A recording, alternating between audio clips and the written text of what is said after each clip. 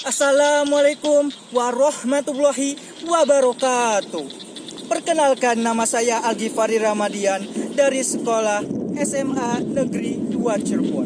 Di sini saya akan menampilkan dongeng legenda Tangkuban Perahu. Pada zaman dahulu, hiduplah seorang putri raja yang sangat cantik dan menawan. Dia adalah Dayang Sumbi. Dayang Sumbi mempunyai anak yang bernama Sangkuriang. Pada suatu hari, Dayang Sumbi menyuruh Sangkuriang untuk berburu ke hutan. Sangkuriang pun pergi ke hutan ditemani anjingnya, si Tumang. Si Tumang bukanlah anjing biasa, dia adalah anjing titisan dari Dewata. Dan si Tumang merupakan suaminya Dayang Sumbi. Hari pun berlalu. Sangkuriang tidak menemukan satupun hewan buruan. Ia merasa sangat kesal dan terbesit ide di kepalanya untuk membunuh si Tumang. Dia membunuh si Tumang dan mengambil hatinya untuk dibawa pulang.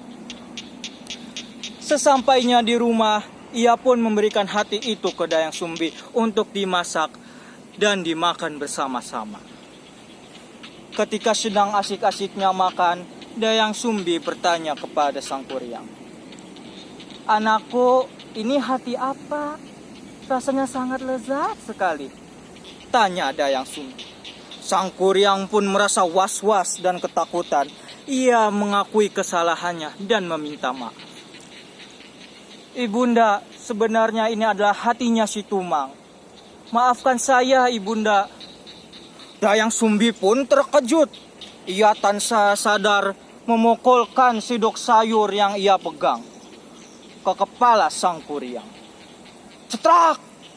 Sampai menimbulkan bekas luka. Sangkuriang pun diusir dari rumahnya, dan karena perbuatan Dayang Sumbi, ia pun menyesalinya. Akhirnya Dayang Sumbi pun bertapa di hutan. Karena kegigihannya itu, Dayang Sumbi dianugerahkan kecantikan yang abadi.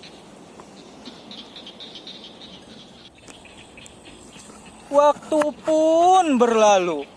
Kini Sangkuriang menjadi pemuda yang gagah perkasa dan sakti mandraguna. Suatu saat Sangkuriang bertemu dengan wanita yang sangat cantik dan menawan. Dia adalah Dayang Sumbi. Mereka berdua saling jatuh cinta tanpa mengetahui bahwa mereka adalah ibu dan anak. Ketika Dayang Sumbi ingin mengikatkan ikat kepala ke Sangkuriang, dia melihat bekas luka di kepala Sangkuriang. Ia pun menyadari bahwa dia adalah putranya.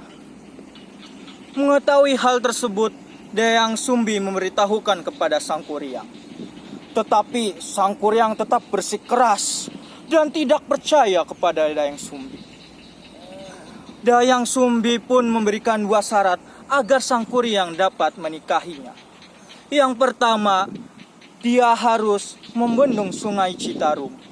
Yang kedua, dia harus membuat kapal yang sangat besar. Dia harus melakukan itu dengan waktu sampai fajar. Sangkuriang pun menyanggupinya. Ia meminta bala bantuan dari bangsa jin.